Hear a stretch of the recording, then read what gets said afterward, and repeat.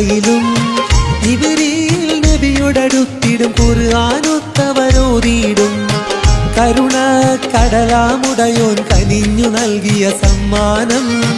നിധിയാം ലൈലത്തുൽ ഖദ്ർ ഉമ്മത്തിനായി വരദാനം അല്ലാഹുമ്മ ഇഗ്ഫിർ ലനാ ദുനൂബനാ ഇർഹംനി യാ റമളാൻ വന്നടഞ്ഞാൽ ഓരോ